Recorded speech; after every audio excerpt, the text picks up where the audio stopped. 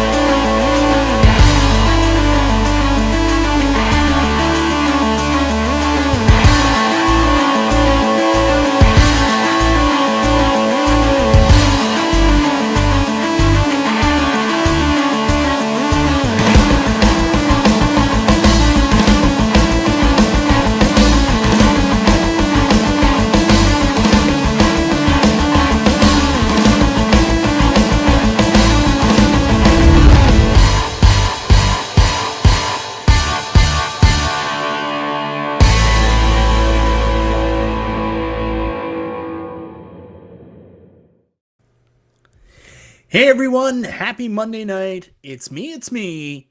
It's Michael B. Tonight on the show, we're going to be talking about Arcade1Up, who are incredibly silent right now. What's with this silence? Is it that they don't have anything to show us, or is there something else going on? It's not as nefarious as it sounds. We'll talk about that tonight. And then the other side of it is, we're only days, maybe weeks away from New Wave Toys revealing what their big project is with Glen's retro show, GRS Thunder 6 Studios. And while we're all super hyped up and everybody has the loftiest of expectations that we're going to get full-size cab from New Wave Toys, I'm going to damper your expectations because we don't want another example of what happened with the mini pin where everybody expected it to be a working 1/6 scale pinball. So let's take a look at what it can realistically be and talk about why it's a little bit complicated for New Wave Toys to move to full size. Don't worry, I'm still holding out hope that it is full size. I'm not going to be complete wet blanket here. But anyways, that's what we're going to talk about on the show. We'll try to have as much fun as possible. Welcome to Chillin' Chat with Michael B.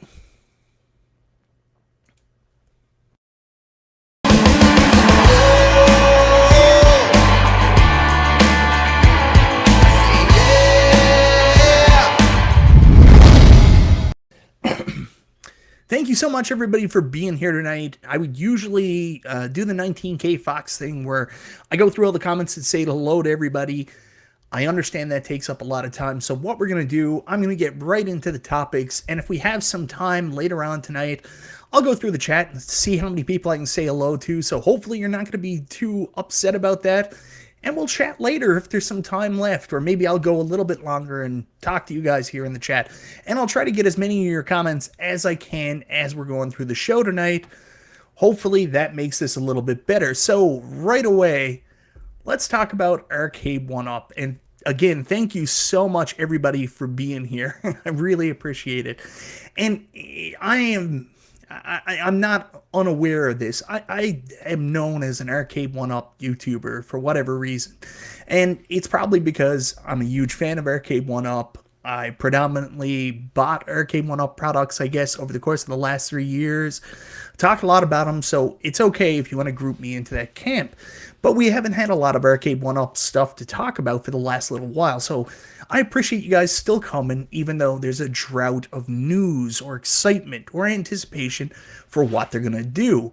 You would have seen in my videos last week, I did talk about how rumors are running wild with Arcade1Up right now because there's just no news, so people are speculating all over the place. We talked about last week the rumor about Arcade1Up losing the license. John D took all the licenses, and we kind of threw some reality on that and said, you know, licenses don't work that way. John D didn't have the licenses.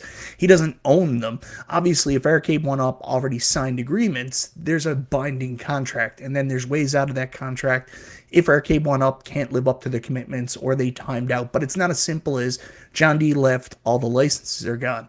And the other rumor was that Oreo cab that everybody fixated on and said, Cyrus needs to be fired. And here's poor Cyrus. who I can openly tell you does not want to be the guy in front of the camera getting all this criticism. He doesn't make all the decisions on what Arcade1Up does. Sure, he's the SVP of licenses. You're going to look at him to have the same expectation that John D does.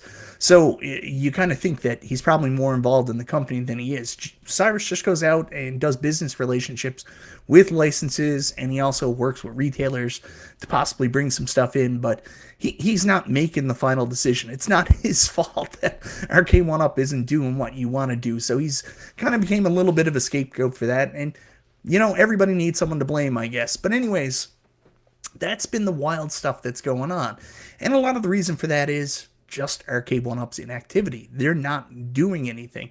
There's no licenses to announce. There's no titles to announce. They didn't go to CES. Everybody's panicking now, talking about craziness, like, oh, they possibly are going to be sold. Companies going out of business. There's red flags, all that stuff. Well, let's talk about it realistically. Why is Arcade1Up not saying anything right now? First of all, the answer is pretty simple. They don't have anything to tell you right now. And there's a pretty good reason for that, a pretty simple reason. One is they had a massive management change late last year. One of which that involved them letting their CEO, Scott Bacharach, go, or he came to terms to leave. No one really knows what the answer is. And John D left the company. Whether or not he was terminated, he left of his own accord, we don't know what the actual relationship is. Nobody knows for certain. The prevailing rumor is he was let go, but nothing's that simple, guys. So no one knows exactly what happened or what the arrangement was. Anyways, they're not with the company anymore. They're two huge pieces, the CEO and the SVP of licensing. And with them going, obviously that altered Arcade1Up's plans for the coming year. Now you're probably saying, well, that happened last year. Why are they not doing anything this year? Well, it's because plans totally got changed. They left. There is a financial group that Arcade1Up are involved with that did most of their financing mid-cap. They're probably working with Arcade1Up, and they're strategizing on what way they can get their best return. So they probably looked at the 2024 lineup. We all know about that. That was finalized. That was going to happen. The games list leaked. Arcade1Up was going to move forward with those games, so we're told. I mean, I can't believe Lethal Enforcers, but maybe some people wanted it, right? Alright guys, really quickly, sorry about this. We got a big super chat, so I will stop my diatribe just for a second to read this.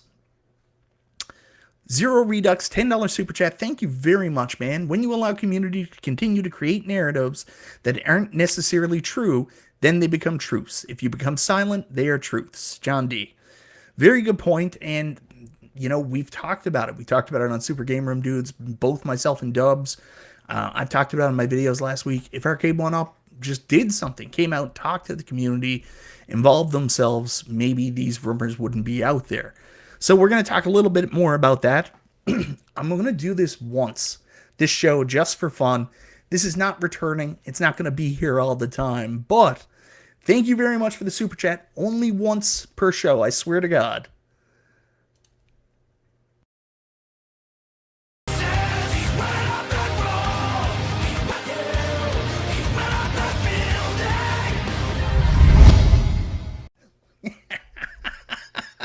You got to give the people what they want. Only once, though. I'm not going to, diffuse the whole show with it, but I wanted to have a little bit of fun. Allow me that. But anyways, I understand where you're coming from on that one, Zero Redux. I do. But it's also difficult for Arcade1Up's point of view. So let's talk about it. All their plans have changed. So obviously, they had to go back to the drawing board. And what was done probably 3-4 months before the year ended all got wiped out, and they had to start again from complete scratch. So the message that they gave to me through Travis to put out to the community about them not appearing at CES probably was 100% true. They're just not ready to make their announcements yet, and that could be for a variety of reasons, but mainly stemming from the epic change that they made with their management team last year and completely shifting their plans for the upcoming year of titles. So there's a lot that's involved with that, because Arcade1Up's a weird business, man. Like, they're not like New Wave Toys, or they're not like AtGames. They can't just come up with a product, decide on it, and then be like, here's what's coming out, because everything is so tied to the retailers. Arcade1Up doesn't... You mistake what it's for. The pinball chat money isn't because I'm trying to raise funds for pinball. That's what I do with my pinball. That's what I do with my super chat money. It's just a joke. Charlie Chuck says the silence is golden. Love it. Some people are happy. They don't want Arcade1Up news. There we go. So going back to that, there's a seismic change. So with them scrapping the list and having to come up with new titles, there's a lot involved with that because, like I just mentioned, Arcade1Up, weird company. They can't just announce a title and come out like New Wave Toys, Quarter Arcade. There's a long process to it. So say, for example, they decide they're going to release a title. Then, of course, they have to go out and get the licensing, acquire the licensing, and what I believe they might do is it's not fully acquired. They have a discussion and they have the ability, I forget what it's called. They have like a rider or some kind of waiver that they can go out and shop the license around and see if there's interest before they plunk down the cash for the license. So we saw that possibly with Alien vs. Predator, that leaked image that came out. Apparently they were shopping that title around to retailers. So there's that process. That takes a little bit of time. Then from there, what has to happen in order for Arcade1Up to make something? The retailers have to agree to buy it. So Arcade1Up's total for making these, I think, is somewhere around 3,000. So they had to get orders of at least 3,000 cabs to move forward with it. Before it was like 5,000, something like that. So they had to get 3,000 in order to move forward with it. Really quickly, right now, $9.99 Super Chat. My buddy Ezekiel, the Chicago Retro Ranger. We're going to talk about this a little bit later. Thank you very much. It's more than brake pad money. You're right. I'm going to need brake pad and calipers done, but I'm taking a hit on my Stranger Things fun coming up. My brakes went in my Ford Explorer, and I'm going to have to get a brake job done. So hopefully I'm only going to lose about $700 and not what I'm fearing. So hopefully it's not that expensive, but this is going to delay my Stranger Things purchase just by a little bit. Thank you very much for the Super Chat, Ezekiel. You didn't have to do that. I told you that last night, man. Thank you very much. So anyways, going back to what I was saying, in order for them to move forward after they get, agreement for the rights, the waiver, whatever it is, the flyer, I don't know exactly what it's called, then they have to sell an amount to the retailers. And unlike what's being told, the retailer at one point was 100% Walmart, but now they're working with other people. They're mainly working with Best Buy. They're mainly working with Shop Hippo. So they had to get Shop Hippo and Best Buy to agree to buy 3,000 to 5,000 of a unit in order to make it to fruition. Then there's things that come into it. If it makes sense, like if I'm only going to be able to sell 5,000 Alien vs. Predator, how much is the license going to cost? There's got to be some math at some point where you say, okay, so the license is going to cost us $500,000. Let's prorate that out over 5,000 units. How much are we working with here? And then how much do you have to charge? At some point, you have to think they have that question. So all that had to happen from the moment John and Scott were let go and they realized the list wasn't going to move forward. They weren't going to move forward with the games they already had approved under that regime. So realistically, the reason we haven't heard anything is they just had a lot of shit to do. That's my honest belief. They are currently in the stage of trying to reconfigure, recalibrate after this seismic change and move forward for this current year. I know I'm just talking a lot directly at the camera. I'm not showing images or anything. But I do want to mention that. You guys, stop it. You don't have to do that. I'm not asking for help. I just mean I'm going to be delayed a little bit. So thank you very much. A couple super chats here. $9.99 from my moderator, Jason Little Alien. Stop doing that. You do so much for the channel already, my man. So you're awesome. Swiffer mop replacement pad money. God bless you. Sandman 1, that's no joke. Diaper money. We're still in diaper territory. My little fella's about 2, so hopefully we can get him potty trained in the near future. Stringer Films, here's your $2. Buy a lottery ticket and then breaks. Thank you very much, Stringer Films. And then James Hate Everything. $5 super chat, breaker fluid money. You guys are the best. Thank you very much, James Hates Everything. You didn't have to do that. You guys are awesome. Chaotic BPR. U.S. passport money. That's not a joke, brother. Thank you very much for the super chat. I would love love to move to the US. And I also see Console Kits just joined, member for 31 months. Re-up. Thank you very much, Console Kits. Don't do that. Everybody leave that stuff alone. We don't need any kind of YouTube trouble between people. Everybody's entitled to say what they want. Anyways, 31 months. What's this 31 months? My son's almost 2, I said. I don't know if I'm saying spirits. I'm still not potty trained. So anyways, guys, I'm probably not telling you something you're going to be excited about here, but it's just a reality. I think even if that's not what's going on, it's reasonable to assume that Arcade1Up are in a period right now where they have to recalibrate after losing really a seismic chunk of their company. I did a video last week on John D and what he meant to the company, and a lot of people will probably say, oh, you're so favorable to him, and you can have whatever opinion you want of John. I asked at the end of the show, tell me what you think of him, but it's kind of undeniable to admit, like, all the stuff he did for the company. Whether or not he did a good job with that, he should have been the person doing it. That's up for you to decide. But if you know a little bit about the way Arcade1Up works, they don't have people for this stuff. I don't really understand the company. They don't have marketing people. They don't have people that are on Console Kits, $5 super chat. Pay attention to your fans, you jerk. Stop monologuing. The king of the monologues. Thank you very much for letting me know that, Console Kids. Thanks for the super chats too. Where they lost a lot of money was from getting Tyson to be an advertiser and not getting the Super Punch-Out license. Maybe, I mean, a lot of other YouTubers have mentioned this. I know probably the Rexer Show has mentioned this, other people as well. But the NFL Blitz thing was a debacle. That was a huge swing and a miss. And nobody, I guess from their side could have saw it coming. That single movement really put the company in a bad position. There's no other way to deny it, because I've talked about this till I'm blue in the face, but I'll just say it again. For those of you who probably never heard me say it before, heard other YouTubers talk about it, they bet hard on NFL Blitz. You look at the stools, you look at all the units they put out there initially, and honestly, nobody was grabbing these. So they were clearanced almost immediately, and then what comes with clearances too is the companies like, Sam's Club, which is really Walmart, they don't just eat that. They don't just say, oh, well, we ordered too many, I guess we'll sell them. They go back to Arcade1Up and they're like, we had to sell these for $150. You owe us $400 for units. So not only did they spend all that money, then they had to spend more money out to the retailers that bought their units and then had to clearance them. So it's really a sucky situation that really put Arcade1Up behind the 8 ball and probably led to a lot of the changes at Arcade1Up in the course of the last couple of years. A lot of people left.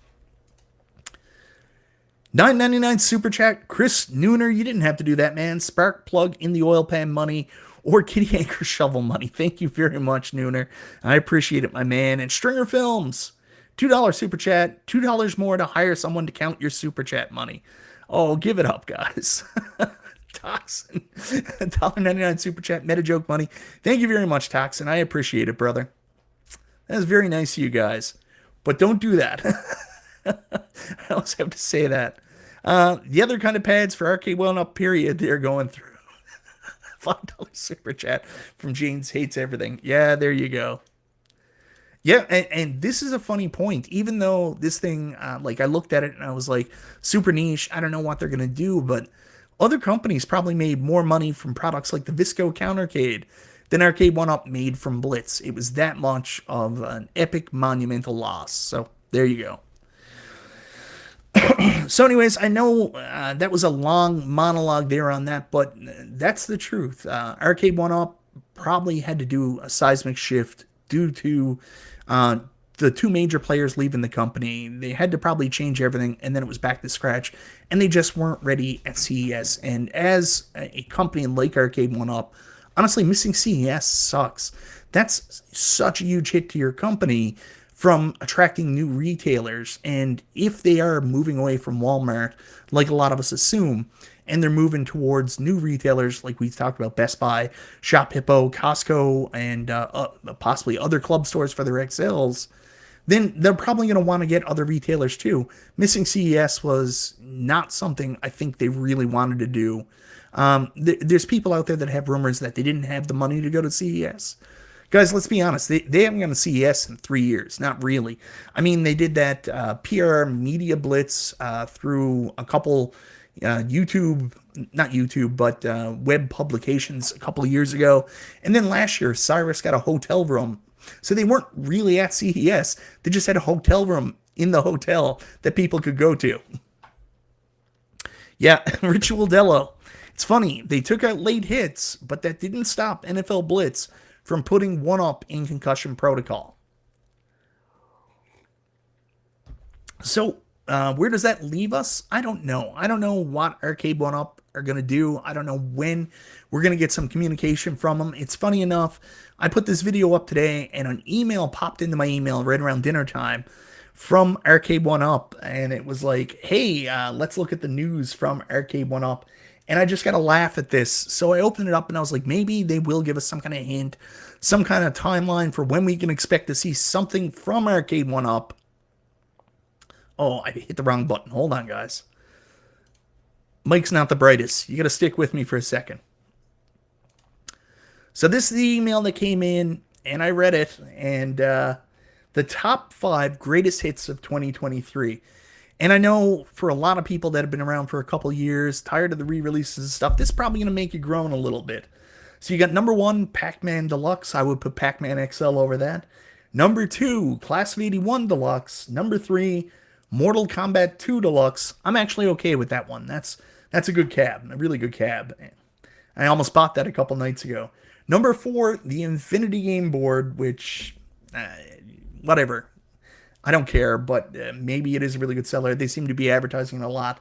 And then number 5, the Casino Cade. You're telling me, honestly, the Casino Cade was one of your top 5 titles you released last year, in the same year that you released Fast and Furious, Time Crisis, that beautiful Street Fighter HS5 Deluxe. Casino Cade made that top 5?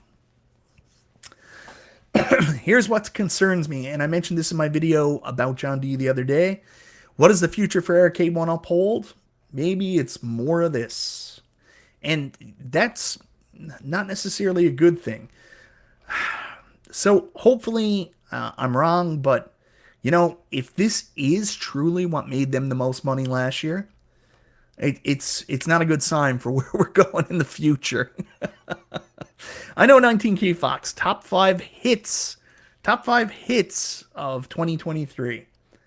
And yeah, only one there I was really interested in. Now, to be clear, I was pretty excited about Pac-Man Deluxe originally. And if we never got screwed here in Canada, and these cabs actually came out here in Canada, same time they came out here in the US, I might have been on this. And I might have been on Mortal Kombat. But they didn't. We got Pac-Man in September, and Mortal Kombat never showed up till November. And I don't know if you guys know this, but if you've been following me for a couple years, I get that itch, I get that FOMO, and I get that excitement, and I have compulsive buying when it comes to Arcade1Up. So if they could have got here sooner, I probably would have ended up buying them. But thankfully, for me and my wallet, and not so much thankfully for the people that really want to get these in Canada, they showed up really late, and interest had died down so much. So console kits with an interesting theory there. The top 5 is not in sales. It's top 5 mentioned in Zoom meetings. Oh yeah, like I'm sure they love them. And I don't know. I don't know console kits. Maybe. I don't get it. I got this email today and I was like, okay, I can live with that.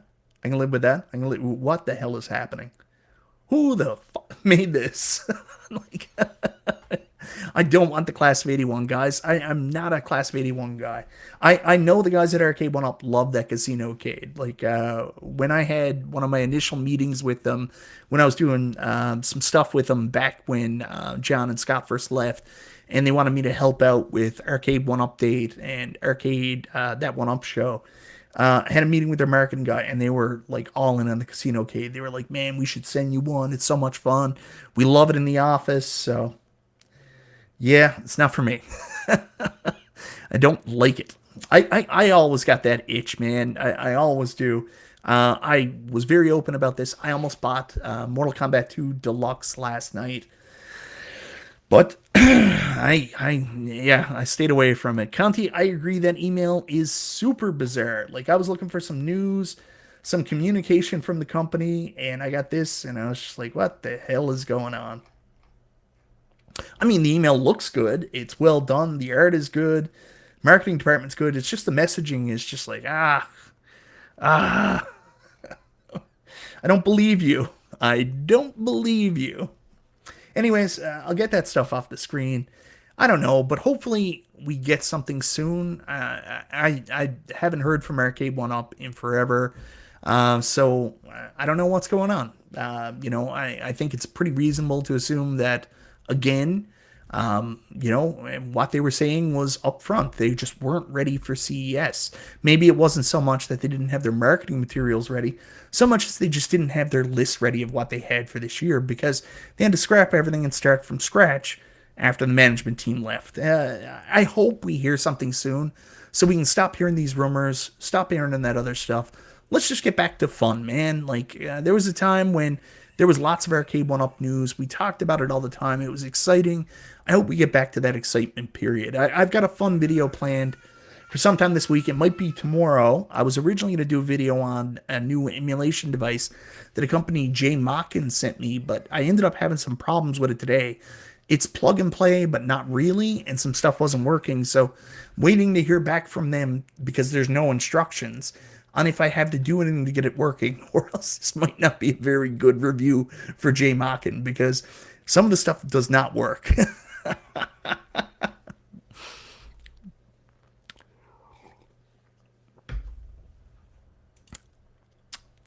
Giovanni, I don't care what 1UP re-releases until it's a music game like Beatmania or DDR. I don't think you will ever see Arcade1Up do that. That's a licensing nightmare. Like, getting the rights from Konami for the release, then getting all the individual artists. It's not that simple. What is there to speculate? Top 5 for 2023. Honestly, the top 5, I only have owned one of them, and one cab that they released in 2023, and in my opinion, it's the best, which is Pac-Man XL. I would say number 2 is probably Street Fighter HS5. Number 3 is Mortal Kombat 2 Deluxe. And then let's just call it quits after that. I don't know. Time Crisis looks really cool. It did go on sale. I almost bought it one day over Christmas. I do. I have these buying compulsions with Arcade1Up, and it's really hard not to give in. So one day over Christmas, Time Crisis here in Canada, which is regularly $8.99, this is the part where I throw up, which is probably the most expensive deluxe cab or three-quarter scale cab we've ever had here in Canada, $8.99. That's the same price they sell the XLs for. So $8.99 for Time Crisis went on sale for $6.99, and I almost jumped in. And I was just like, Mike, stop it, you idiot. You don't even like Time Crisis. You're not even that big a Time Crisis fan. You never even played Time Crisis till the PlayStation 2 when you bought your Gun Cons and Time Crisis 2 and 3. So you don't even have that nostalgia. But the deal almost got me, man. We never ever did get Fast and the Furious, so, Canada's a whole nother issue. But I was going to mention, Brooklyn Menace says Time Crisis was the best thing they released last year. See, it's called an addiction, Zero Hero says. I agree, it is. Time Crisis is the best thing they released last year. Probably. I still haven't got a chance to play it. And again, like I just mentioned, I didn't have that interest that everybody else did, so I didn't jump on it. I was going to mention, with the JMachen review being delayed until I hear back from them and get some clarification on instructions, which I might not do yet, because I usually do my reviews plug and play, so I might just do it and say, this shit don't work. So we'll see how that goes, but anyways, I'm going to be doing a video talking about the XL line, because the XL line, and I'm going to give away the video, but I'll tell you anyways, the XL line is something Arcade1Up came out with a couple years ago, and it's a really cool thing. I fell in love with it, and I saw so many people in the community say, that's it, I'm going to replace all my cabs and I want XL going forward. But it's both a blessing and a curse, because cabs came out last year like the MK2 Deluxe that I would normally be all over, and I still would be all over, but it's always in the back of my mind. Wait for XL.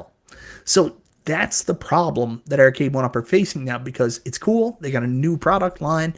People are going to go out and buy, maybe even replace their cabs, but it's also potentially going to hurt future sales because they'll come out with something like that beautiful Street Fighter II HS5, one of the best cabs they ever made. Why didn't I buy it? Because they might come out with it in XL down the line. So there you go. Sorry guys about the cough. Charlie Chuck, I'm here for New Wave Toys news. I'm thinking about becoming a shill. Oh well, I don't blame you if it's good, right? So anyways, that's everything with Arcade1Up right now. I just wish we knew what they were doing, some kind of communication. I understand why they can't, and I do want to preface this before I go. I mentioned it a little bit, but I just want to say it again. They're not like the other companies we follow, like Quarter Arcades. Once they agree on a deal with somebody, that's it. It's done. They're going to release the cabs. It's done. They can announce stuff, like they came on the show and they said, hey, we're going to do this in 5 years. That's fine for them. Arcade1Up isn't in that position because, much like we saw with the Alien vs. Predator leak, that's not finalized. It's not finalized until they sell 3, 5, 10,000 units to retailers. So they can't tell us they're doing something until it's almost at that point where it's official. And then it's weird. I talked to the company about this. The retailers have so much power over Arcade1Up that Arcade1Up themselves can't even announce something like a sale until the retailers announce the sale first. So there's a lot of problems there. That also contributes to the fact why we haven't heard anything from Arcade1Up yet. They might not have got the go-ahead from the publishers, the companies they get the licenses from, the retailers, who knows. It's the model. The model sucks for this side of this and this excitement because it's so dependent on the retailers. Anyways, that's enough about that. So let's stop talking about what we don't know and the speculation about the 3/4 scale, and let's start talking about something that's fun, something we know that's going to happen, something that could be very exciting. Arcade1Up, through their silence, is creating a gap, an opportunity for other companies to come in and really move into the space and release some cool things. So, of course, Unico's come out with the Nova Blast. Might not be for everybody, but it's a very cool product.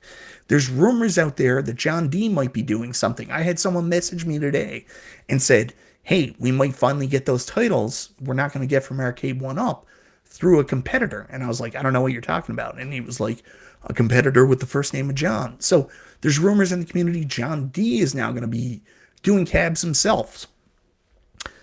I don't know if that's true or not, but we'll see. But here's where we do know. We know for a long time now, there's been a rumor out there that New Wave Toys is planning something. New Wave Toys is working on something with GRS, Thunderstick Studios. Stephen Haywood, others have been out there saying it's full-scale cabs, it's 3/4 cabs. They're coming for Arcade1Up's market share. There's going to be a new wave coming in 2024. We've been hearing all those rumors, and the community's hype. Oh my God, could it be full-scale cabs? I actually have a poll up in the chat right now asking you guys, let me get my mouse over there, what you think New Wave Toys' big project with GRS is going to be. Right now, there's 152 votes. 50% of the poll is jumping in. It's full-size cabs. That seems to be the consensus. Then we got 13% for a 1/6 scale Akari Warriors. 5% for a 1/6 scale gun game. I know it doesn't really make sense, but Glen's crazy. And then 32% say something else. And the something else, that's where I'm confused too. It could be. But I wanted to talk about that, and I want to be very clear here, because New Wave Toys, recently, everybody lets the anticipation of the cool stuff they do get ahead of them. I got to bring up one of my videos here, and I just want to show you the quality of New Wave Toys. This is why we're excited. When New Wave Toys teases something like a pinball machine, why we get excited is how good their products really usually are, and the level of detail, excitement, enthusiasm that goes into them.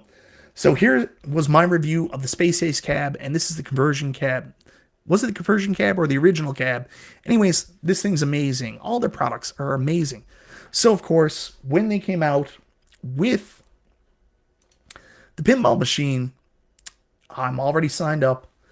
10 days, 22 hours, 24 minutes, and 55 seconds away.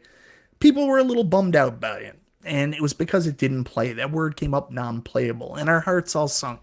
Because for some strange reason, not even reasonable, we all assumed this was just going to play pinball in the 1/6 scale. Either virtual or it was going to be real mechanical pinball. I had myself convinced that they were going to make a 1/6 scale real mechanical pinball. And I mean, that's not friggin' realistic. But I had myself convinced because of the way New Wave Toys does their stuff. How cool it is. So this is coming out. I flip-flopped on this. I'm actually really excited for it. I think it's going to be a cool decoration. But I understand the community's upset because you were like me. You thought this was going to be something. It wasn't. So here's where I want to come on this, and I want to be clear. I am a little concerned that so many people in the community are betting on New Wave Toys doing full-size cabs. Because what happens if they come out with something really cool, something that them and Glen have worked on, and they've done a lot of effort, and they're going to make something dope, and it's not full-size cabs? How's the community going to react to that? I see people making the jokes. Did you see the link, J Pace? I don't know what I'm missing, Chaotic. You got to tell me. John D is Tyler Durden. What?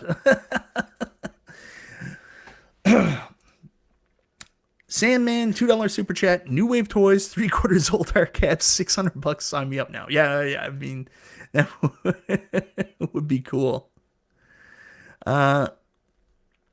Rob, thanks for the question. Where's Lethal Enforcers? So Lethal Enforcers was slated on the approved list that, John D and Scott had approved last year. We don't know if it's going to happen, but I don't know. I don't think Lethal Enforcers is going ahead. House of the Dead is a really difficult one because there's not a commercial emulator available for that model of Sega, I don't believe. Arcade Games, plus they lost the original source code. So Arcade1Up just can't take the ROM and stick it on their stuff because it's not the way Arcade1Up works. They have, they have to work it into their online infrastructure, whether or not it's going to be online or if it's going to have leaderboards. They've got to basically rework the whole game, and in order to do that, it helps to have the original code. I suppose they could reverse engineer it, but we'll see. Calvin Wong, I'm buffering. I am very sorry, man. My internet's been shit for a while. I've got to deal with Rogers in the morning. Oh yeah, so that's what it is. Right now, there's a sale on Arcade1Up's MK2 Deluxe $349. So let's see if that works out for you. No way Lethal Enforcers gets released in this political climate. That's a possibility too. Maybe that's why they have it took down. So anyways, let me just take this off screen for a minute, and I just want to talk about this. I do want to be clear. Scott B says, if Glen is involved, this doesn't have to be a full-size machine. Glen has his Build-A-Cade. Maybe it's something else. But I want to look at this a little bit different here now, and I want to look at this as if, first off, it is going to be a full-size cab. So if it's going to be a full-size cab, why do they need to have Glen included? And the way you look at that is, let's look at what Glen does. So these are the products Glen works with. Obviously, he's got the Star Wars Flight Yoke. Obviously, he's got the Tron Stick. He's got track balls. He's got spinners. And he's got driving wheels. So the reason they're probably working with Glen is integration of one of his unique arcade controls in with this machine. Now, one that really sticks out to me, and I mentioned this in the 1/6 scale, is Akari Warriors. So Glen recently did this Akari Warriors Super Joystick.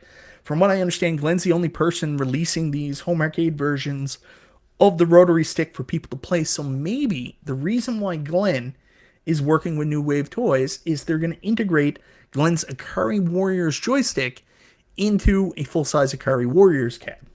That's number one. Then number 2 is the shotgun. I talked about this in the 1/6 scale. Maybe Glen's working out something where you can plug your GRS shotgun into a 1/6 scale cab and then play a shooting game through New Wave Toys. That's a possibility. Or maybe it's a full-size cab. Maybe they're working on something that uses shotguns. Is New Wave Toys going to make a big buck hunter? I don't know. What I think it's more realistically is the trackball here. Let's see if it actually brings me to the trackball.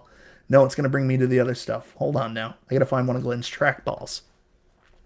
So one of the rumors that I had heard about the full-size cab a long time ago is that New Wave Toys was looking at doing a full-size trackball game.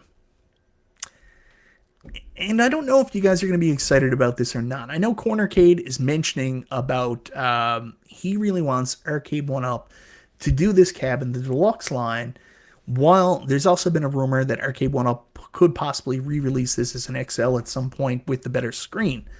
So, Glen has a trackball. Glen does stuff with trackballs. I heard a rumor that New Wave Toys was going to make a Golden Tee cab. So, for me personally, I don't see that as one of New Wave Toys cabs. Like, New Wave Toys, really nostalgic with that 80s, 90s love. To me, Arcade1Up, yeah, Golden Tee makes sense. But for me, that's not really a title I'd expect them to release. So, if New Wave Toys full-scale cab is a Golden Tee, how many people here in the community would be excited for a New Wave Toys Golden Tee cab? Throw a 1 in the chat if you would be excited for a New Wave Toys Golden Tee cab. So, the thing about that is, it's already been out there. It's already been done. I don't know if I'd be super excited about that, but I'd like to hear your guys' feedback. See, JJ's coming up with some good stuff here. Zero JJ says, I agree. I think of New Wave Toys. I think of wild and wacky arcade stuff we wouldn't normally get through a company like Arcade1Up that can easily sell this to a retailer. Paul Minderman says, Zero, don't need Golden Tee. I share Paul's comment. Let's see what else. Donovan Kingle says 0. Yeah, I see a lot of this. Nobody really wants a Golden Tee, so I'm hoping it's not Golden Tee if they do a full-size cabinet. Now, could they do a 1/6 scale Golden Tee with a little tiny trackball from Glen? I don't know if they need Glen for that, because they already did a trackball game. They did Centipede, and Centipede worked great. They've done Missile Command, and Missile Command worked great. So they don't really need Glen to do a 1/6 scale trackball for Golden Tee, so there we go. Ooh, that's an interesting one. Minitron. That could be the anything. A Minitron would be badass. Using Glen's design for his stick, that's something we could talk about. So let's go back for a minute, guys. So there's the trackball. My other trackball idea, and this is what I'm hoping for. And people might be disappointed about this one too, but one of my favorite New Wave Toys cabs that I actually missed out on because of the timing. I know they said they would never recreate any of their older cabs in the 1/6 scale again, but that's not to say they wouldn't make a full-size variant. And me personally, I know Arcade1Up's never going to deliver this again, because with Atari, they've got to put like 13, 14 games on there. And there's too many games that are horizontal in order for them to put a vertical monitor. So I've said this before, and here's what I'm hoping for. I'm hoping if New Wave Toys is making a full-scale cab, and they're using Glen's trackball, which is awesome, and was in my original Arcade1Up version of this game, I'm hoping they do a Centipede. Centipede is one of the most beautiful arcade cabinets of all time. Having a GRS trackball in that bad boy, in a full-size Centipede, sign me up, brother. If it's a full-size Centipede, would you guys be interested from New Wave Toys? Throw a 1 in the chat.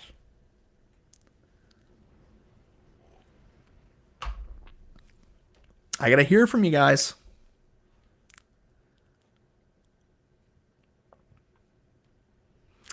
The delay makes this really hard to get that immediate feedback. I wish we were in a room together. It would be so much easier. 7, Joe says. 1/6 scale Star Wars, imagine. See, lots of 1s, I agree, because we are never going to get a great replica of Centipede ever again from Arcade1Up. They're just not going to do it with a vertical screen. New Wave Toys, your only hope, man. Make a Centipede cab. I'm all in. Uh, Rob, let's save that for the overtime when we got a little bit more time when I talk to the audience more. That's a good question. We can answer that later. Only if it's vertical. I'm down with that too. We need a vertical centipede. And you know, I love new wave toys. Attention to detail. You know, the cab is going to be perfect, pristine, and perfect. So hopefully it's there. So I'll go off that. Go off the spinner. We talked about the Akari Warriors joystick, but it's impossible not to talk about this. Glen has a push-pull spinner. Glen already has a Tron joystick with a great implication design. I will say, I don't really like the feel of Glen's Tron joystick as much as I like the original, and as much as I like Glen's Tron joystick in the Arcade1Up with a different shape. I will be honest about that, but Glen has a Tron joystick. He has a push-pull spinner. Maybe New Wave Toys are swinging for the fences here. They work with Disney, and maybe they could do a Tron. How many people would like to see New Wave Toys do a full-size Tron? Because Arcade1Up, they did a really good job with it. One of the best cabs they've ever made, in my opinion. But it's not perfect. Imagine what New Wave Toys could do with that license in a full-size unit, using Glen's excellent controls. How many people would like a Tron?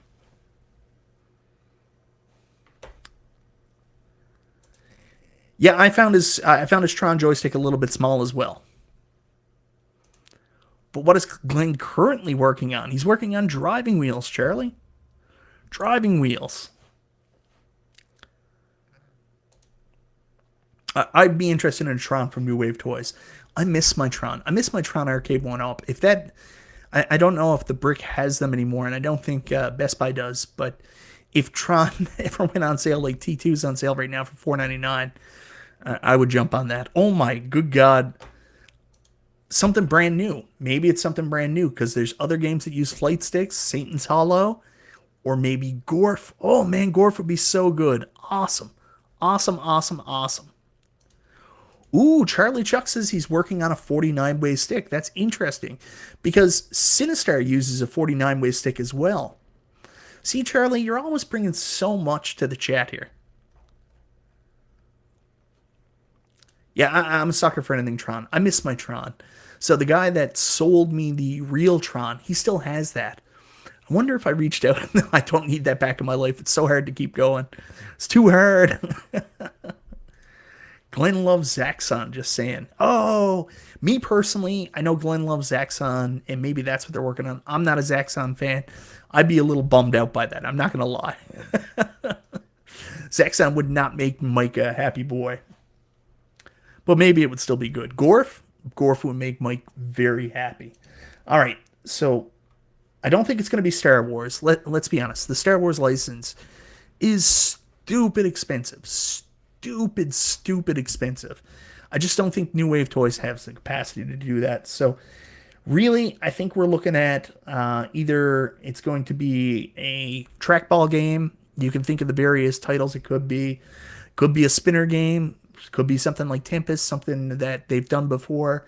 But I just got a weird feeling, going back to the main page, about Akari Warriors. I mean, Glen has the license.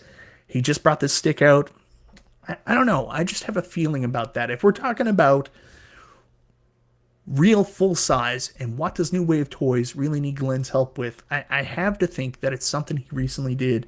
And for me, I got a weird feeling about Akari Warriors. I don't know why. I just do.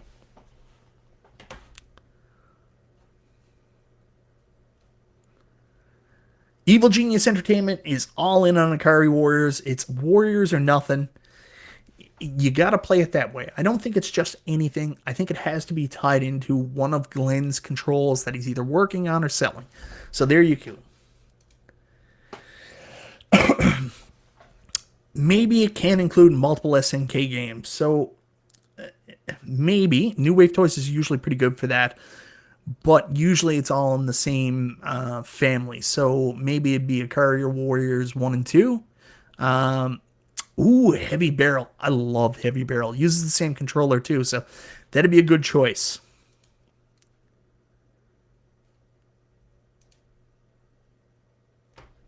that's not a bad deal. $200, no riser. They were on sale all over Christmas for $300, the one with the riser. So, yeah. And Jeff Wilkinson says, I think about it. Glen has some rights to Akari, and he has the sticks, so maybe. Charlie, you're just hoping, and I'm not. I'm not going to lie with you. I would be very excited too. If it was Food Fight, I would shit because there's no way Arcade1Up's ever making a Food Fight, and that cab is absolutely beautiful. One of the nicest looking cabs New Wave Toys have ever done. If it's Food Fight, I know Charlie Chuck will be the happiest person in the world. I would do it too. Are you trying to make me angry, Cobanero? Clacks. I wouldn't be excited for Clacks, but I'd be happy for people who got it. So that's my thoughts. But let's throw a little bit of cold water on that for a minute because it's easy to get super excited. It's easy to get hyped up like we did for the New Wave Toys mini pins and expecting this to be something they're not. There's some real considerations here for New Wave Toys taking this step. Right now, New Wave Toys is a very small shop. Their operation has like 6 employees. They run out of one office. Their stockpile is actually in the office with them. So say, for example, they're going to make 4,000 full-size arcade cabinets. Where are they going to go? Where are they going to store them? They can't store them in their office. And they're going to have to store them. I know a lot of them are going to be delivered and then shipped out, but they still need some kind of storage space in order to do that. So this company is going to change a lot of what they're doing. This is a company that usually sell $150 to $200 products are now going to shift to selling something that's, I heard, $650 to $1,000 if it's full size. So, I mean, you're taking that gamble, building these giant arcades, and then gambling because they don't have retailers to rely on. Maybe they'll do a Kickstarter that would, save them some consideration, but they're going to gamble on building these $600 to $1,000 machines. They're going to have to rent a warehouse to store them in, all the ones that are sold, even temporarily, before they get them shipped out. And here's the other thing about their shipping method. The actual team there actually ships them out. When the shipment comes in, it's Eduardo, it's the other people. They're actually writing your labels up and putting them into the shipping packages to go out. I mean, this is a very small family-run company. That's why it's so good, and that's why it's got such heart. But you're moving to something big like this. It completely changes the dynamic of what this company is. They've got additional costs. They've got additional risk factors. So even though this is super exciting, and my God, I hope they do it. I hope they're coming out with a full-size cab. I hope it's going to be something that's incredibly badass. I just want to throw a little bit of cold water on it because it's hard to do. It's hard for this company to take that jump. So I want you to be careful. And yeah, JR makes a good point. When you're moving that kind of thing, they have to get into a retailer. And this is where it's tough too. Because if they get into a retailer, I mean, that's a pretty big box. The other thing that they would have to consider, if they're doing full-size cabs, I mean, they obviously can't ship them in one box. They're not going to come in a box like an original arcade cabinet. I mean, FedEx and UPS, USPS, UPS, they're not going to ship a full-size arcade machine in a box. Usually when you're dealing with full-size arcade machines, you're looking at big shipping companies to do it. So, I just moved a pinball machine to Alberta this week, my D&D. I mean, that costs like $500 to ship. So we're talking about a completely different animal here in a full box, which I don't think it will be. So this is where New Wave Toys is going to be a little bit different too. They're going to have to put a full-size cab out that can be flat packed and shipped to you. And maybe this is why they brought Glen in, for Glen's expertise, because of like what he did with his Build-A-Cade. Maybe he's given them some advice on how they actually do the shipping portion of it and put the cab into pieces that it's easy enough for people to go.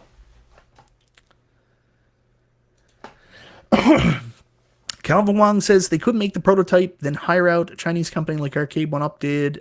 Nil inventory, order direct from them. As always, New Wave Toys. Yeah, more than likely.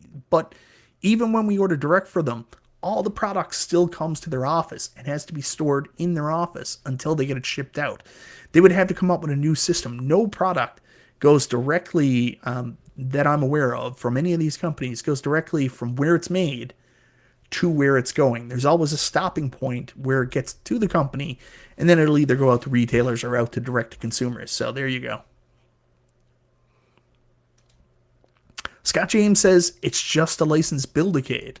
I got a question for you there. If it's a licensed build-a-cade, would you be excited about that? That could be the other thing. Like, to me, I think that would, I'd be happy for Glen, and I would hope it did well, but I think the way this has been built up now, the way this has been grandiose, it'd be another mini pin situation where people are just going to be really, really mad.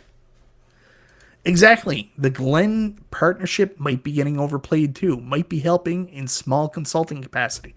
We don't know. There we go. I don't think so, console kits. That's a little off the wall. That's a little off the wall. Technically, these are all build-a-cates. And I've talked about this before. There's a little bit of a... There's two things for me with arcade cabinets. There's like weird addictions, things you get excited for. So one of which is not just the buying obsession, it's getting packages. We all have this thing. That's why Amazon's so successful. Like, you're excited because something's coming to you. You have something coming. So there's the addiction for that. And then number two, someone talked about this. There's this weird, I don't know what it's called, IKEA addiction. Like, you just get excited to build things. And that might be something that Arcade1Up relied on too. There you go. I thought we were all throughout our bad ideas. I don't know. Anyways, I want to, advise some caution on all this stuff, because as much as this is exciting and we're all excited for full-size cabs, there's a real possibility it's not full-size cabs. And I just want to throw a little bit of cold water on that, so we're not all running into this announcement whenever it comes in a week, 2 weeks, and we don't have a repeat. Like, I'm sure whatever they're doing is going to be really cool. Might not be full-size cabs. There's a lot of hurdles in the way for it to be full-size cabs. But at the same time, I'm optimistic. Maybe it is. Pulling for a Centipede. We'll see. So anyways, guys, that's really all I want to say about that. I don't really have much more to offer to that topic. If you guys want to stick around for a bit, we could do a little bit of question and answer where I didn't do shout-outs and all that stuff earlier. So I'll open the floor up to you guys for a couple minutes. You don't even have to be a member. You can just stick around and hang out with old Mike here. So if you got questions, something about Arcade1Up, New Wave Toys, something else, we can talk about it. Really quickly before we do that, I just want to throw something up really to clarify, because I had to get an answer on this. I was even confused about this earlier. So a little bit of AtGames news too. So earlier, AtGames put a post out. Good news, pre-order finalization emails were sent out at 3 to 4 p.m. Pacific time today for all of batch 2. Please contact us if you haven't received an email after 6 p.m. Pacific time. So if you did get in on that Wave 1 pre-order for AtGames, you haven't got your payment link yet to get your AtGames Legends AtGames Legends Pinball 4KP Adams Family, send customer service an email. Make sure you get in, because the time's not that long, and you will end up losing your deposit if you don't get to them within 72 hours. So I had to ask this, and I was like, how do you know if you're in batch 3? So I got clarification. Batch 3 are for SSF kits pre-orders only. I think that's what AtGames told me today. So if you haven't received an email yet and you don't have the SSF kit pre-order, email AtGames when you get a chance if you didn't get your email today for payment after 6 p.m. So good to see people are finally getting these and being able to throw this out here. All right, we'll take that down. Let's do some Q&A, guys. What do you guys want to ask me? Arcade1Up, New Wave Toys, anything. I'm open. Let's do it for 5, 10, 15 minutes. Whatever questions you got. If you don't have any questions, we can just call it a night.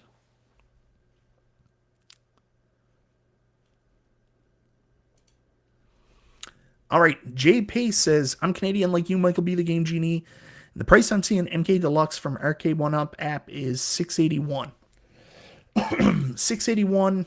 All right. $681 US or Canadian, Jay Pace? Well, it doesn't really matter. Arcade1Up doesn't ship out direct anymore, so I don't think you can get it. But let's bring up the site. We'll take a look together, Jay. So MK2 Deluxe 681. Yeah, so they don't actually Arcade1Up doesn't actually do direct to consumer anymore. They still have some inventory, but one of their cost cutting measures were they got rid of all their warehouses. That's why we saw the Red Cross sale there a couple of years ago. Arcade1Up was just basically closing down a warehouse because they couldn't afford it anymore. And, well, not they couldn't afford it anymore. They were cutting costs. So that's why we got those great deals on those cabs. They were just getting them out the door so they could get rid of the warehouse. And Bobby Vu bought them all anyways. What does it matter? So 681, yeah, I think that's the U.S. price, which is, that's the Canadian price, but we actually get a little bit of a better deal at retail here. We only pay $649. 681 is $4.99 translated into Canadian dollars. We only pay $649 at retail. It's a real shame because this cab was on sale for $4.99 and one of the one-day brick sales there a couple nights ago. And I didn't pull the trigger because I didn't realize how quick the sale was gone. Plus, I'm trying to save for Stranger Things, so missed out on it. All right. Let's take that down. Get another question here.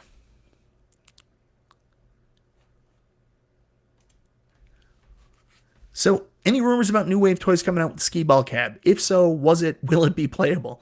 So, the demonstration model was playable. I think what New Wave toys, the only way it won't be playable is if New Wave toys is concerned about the physics, if it feels hokey. It's something that's only a prototype right now. I say stay tuned. We should hear about it if it's actually going to happen, I'd say within the next 6 months. I can give you one. I did hear that Arcade1Up are at least bringing one XL cab to Costco this year, at least once. So for XL fans, we're at least getting one. Hopefully it's a good one. Evil Genius Entertainment asks, will AVP be announced by Arcade1Up this year? It's interesting. Two things got to happen there. One is, obviously, they sold it to retailers, both in the U.S. and in Canada. They showcased it to see if there was interest. It depends on if the retailer said, yes, we think we can sell 3,000, 5,000 of those. And if the retailers bought that from them, then Arcade1Up can move back and start production on them. The other side of it is, what impact does John D. leaving have on the relationship they have with Capcom? If there wasn't already a contract signed on the dotted line, they didn't just have permission to showcase the license, could it be that that license is no longer attainable by Arcade1Up? So will it be announced by Arcade1Up this year? One, they would have to already have the license in place or be able to negotiate for it. And two, the retailers would have to have shown interest in it and picked it up. Hopefully it happens for the people that want it. I know 19K Fox wants it bad. Ooh, here's an interesting question. This is a different one. You get to choose 3 wrestlers for a tag team match. Who you got? Anyone in history?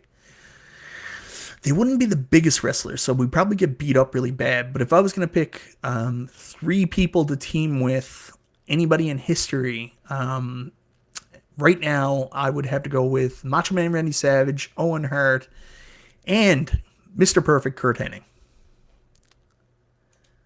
Oh, I have a hairy chest, but it's a little bit hair.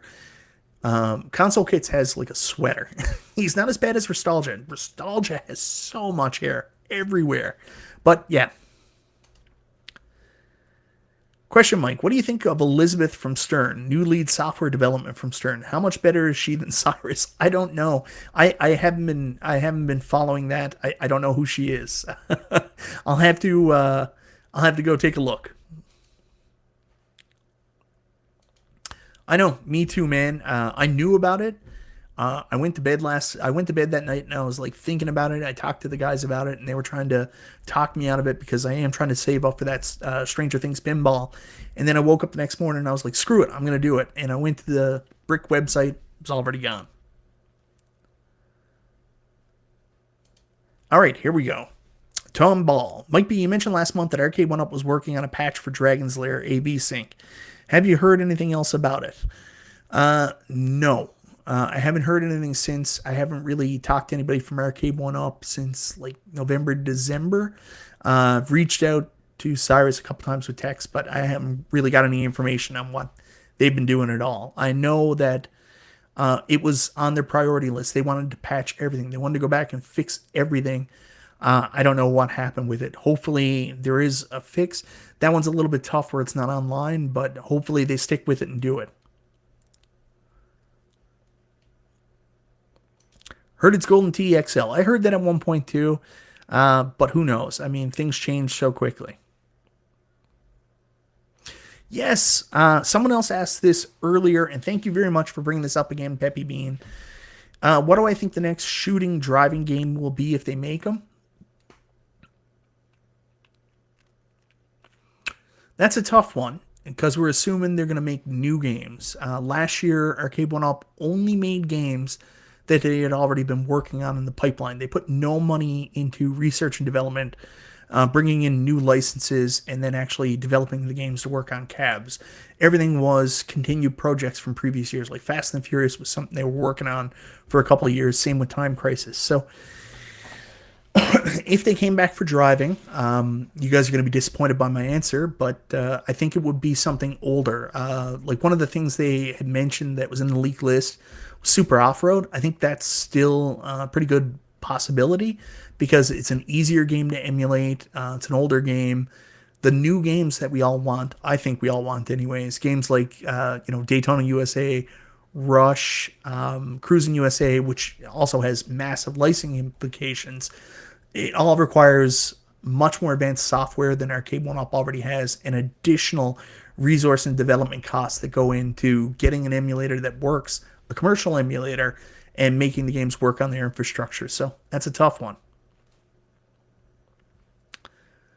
Nooner with the fabulous Freebirds. Yes. Hey, Endangered Dog. Good to see you, brother. Oh, that's a good question right there. What did I think of the new Ghostbusters trailer? Made me so happy, man. Seeing stuff like Walter Peck back, the original Ghostbusters, Bill Murray comes in that line, Melnitz with the suit. I think they're doing a very good job with this Ghostbusters franchise of introducing a new team while still paying a lot of honor and respect to the original Ghostbusters. I know this is going to get me a lot of heat, but I love Ghostbusters Answered the Call, Girl Ghostbusters, whatever you want to call it. I think the big mistake they made was they did everything they could to ignore the original franchise and make it like the other Ghostbusters never happened. They even had them in the movie and just had them as different characters, which was such a waste. Like, if they did it more like what they're doing with the new Ghostbusters, I think it would have been much more widely accepted. Maybe not, though. We'll see. Be strong. Stay strong, big fella. XL or bust. I agree. We're going to talk about that. I got a video coming up. Need a patch for Pac-Man Galaga leg stutters. Like, I have the XL, and I think it's the XL or Deluxe you're talking about. I'll need more information on it. Like, the only thing I've noticed is when Pac-Man's down on the bottom right of the screen, like his image blinks out. So I'm not 100% sure on what the lag stutter is.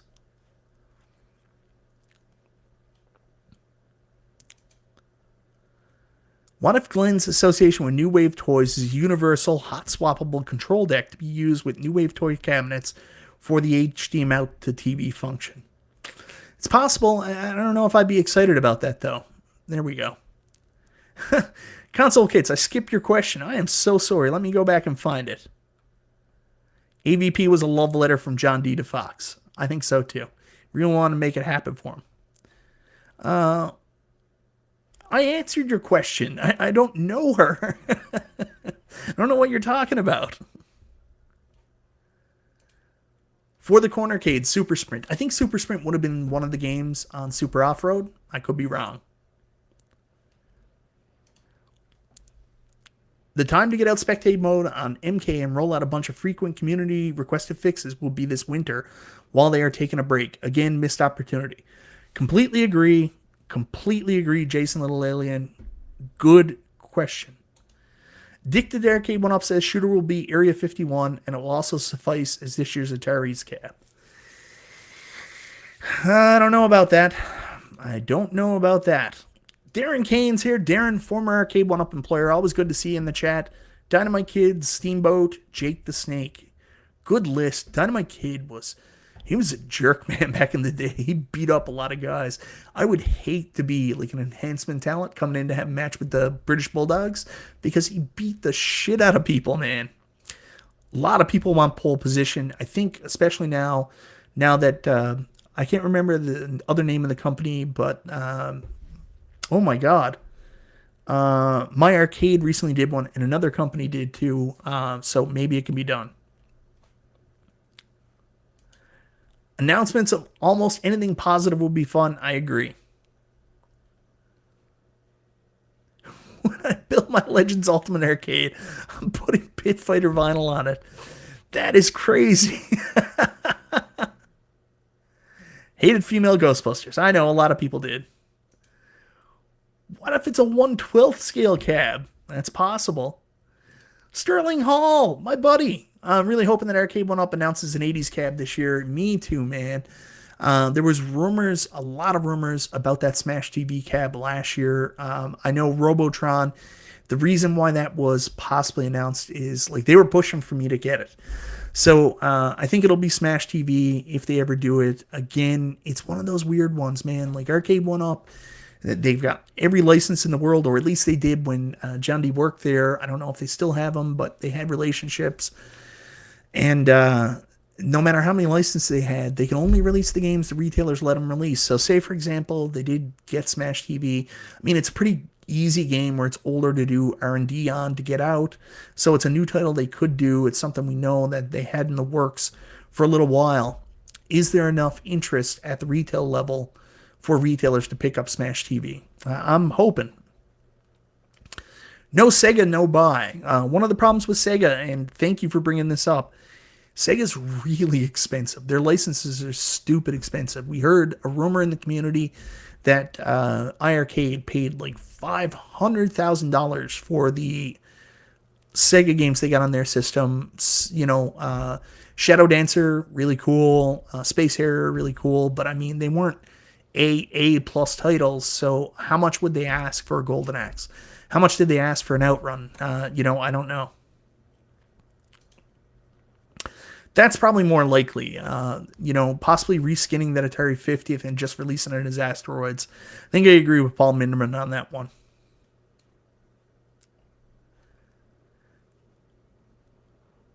I just want something new announced, even if it's not something I want. That's a good point, Hungry Wolf Guru, because I'm all about the XL right now, but it'd be cool just to see something new so we have something to talk about. My buddy Stock Jock's here. I actually messaged Stock Jock on email the other night. I was like, "You okay, bud? I haven't seen you around for a while." And he thought I was checking in on him because I was worried because he's so old. You're not that old, Stock Jock. Give it up. I'll take a Smash TV as long as it has Robotron. Make it work. Robotron leaderboards would be fun. Like, I can already play Robotron on my Legends Ultimate, so without the graphics and all the nostalgia, I don't know if I'd be that excited for a Smash TV cab, even if it had Robotron on it. But leaderboards, maybe we could play leaderboards together. Yeah, I've actually talked to John D a lot about this. The reason why he said pole position couldn't be done was that you would have to change the game on the inside to take all the advertisements off the boards, billboards going along the road. And he said people would be upset about that. But then they made a Blitz with no late hits, so who knows? I think you could do it. Jason, that's a really good comment. I still love to hear the story behind Burger Time Deluxe being pulled months back, according to Travis. That would have been the return of Data East after 3 years. I think it's a simple story. I would bet. I didn't even know this is something that was even possible. Had no friggin' clue about this. I don't know where Travis is getting this information, but then again, he was the guy that worked with Arcade1Up. I would love recreation of Burger Time. Just don't think the retailers were interested. Retailers suck, man. They're screwing us all over. All right, guys. Cruising USA, Cruising World. Yeah, I would love Cruising USA, Cruising World, Marvin. That's a great combination. It's hard to do. because of the emulation. And I'm not an expert. I don't know what the emulation would be, but the licensing on that is a nightmare because it's raw thrills, which they can get their hands on, but Nintendo owns some of it too, and that's what makes it complicated. If there's anything they could do through that raw thrills partnership to get Nintendo on board to make a cruise in Arcade1Up, that would be pretty badass. The only problem I would have with that, I'm going to be honest, I'm gonna tell you guys something. I don't like Arcade1Up's racing cabs. I hated the sit-down outrun for the very brief period I had it because it was too low. It looked so weird in my arcade next to all the other cabinets, and you were right on the floor. You felt stupid playing it. So then you move up to the stand-up cab, and I like that a lot more, but it wasn't big enough, so like I would have to hunch over to play it while I was standing, which I found really uncomfortable. So most times I would just sit on a stool, and like I would sit half on the stool, half off the stool, with one foot down on the pedals so I could play sitting down. Racing games from Arcade1Up are really tough. They either need to make the cabinet taller so it's comfortable to play and you're not hunched over weirdly, or they need to figure out some way to make a decent seat on it. Maybe an XL is the answer for racing cabs. I don't know, but I don't really love Arcade1Up's racers right now. I do find them a little uncomfortable to play at.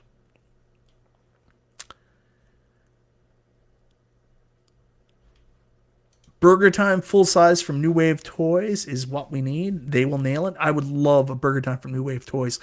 That's the other problem with Arcade1Up's Burger Time too, is there's a problem with Arcade1Up's cabs for people that want super accurate recreations of arcades. So you go back to Burger Time, and Burger Time was awesome, but because of the game's lineup where it had 4 games, they had to make so many concessions to it. So instead of it having the one joystick right in the middle, the one four-way gate joystick, they ended up having 4 8-way gate joysticks so they could accommodate Joe and Mac. And then they needed the 4 joysticks for Karate Champ. But really, I mean, a company like New Wave Toys that are just like, screw it, we're going to sell it one game. That's what you really want, because that's the only way you're going to get a really good recreation of Burger Time. You'll get your art, you'll get everything like that. That'll be perfect. Then you'll get that vertical monitor, and you'll get that one joystick with the 4-way gate. Otherwise, you're always going to have to make some compromise like they made with the original Arcade1Up Burger Time cab. Anyways, guys, I've kept you too long. I've been going for an hour and 17 minutes. I enjoyed the little bit of Q&A at the end. Hopefully I got to enough people. If you stuck around, said hello to everybody. Cornercade wrote me earlier and he said, hey, can you redirect to me? Then he asked me how to set up redirects. And I was like, I don't know, man. Figure it out. Anyways, Cornercade is streaming now. If you're a big Arcade1Up fan, Cornercade loves this stuff. Probably loves this stuff more than anybody right now. Go check him out. I'm sure he's going to say, hey, Arcade1Up can do this. Let's go! So go check out Cornercade, and I'm going to call it a night, guys. We'll see you next week. We'll have more question and answer. I'm going to start doing this at the end of the show and saying hello to as many people as possible going forward. It's a little bit of fun, a little cool down from the show, too.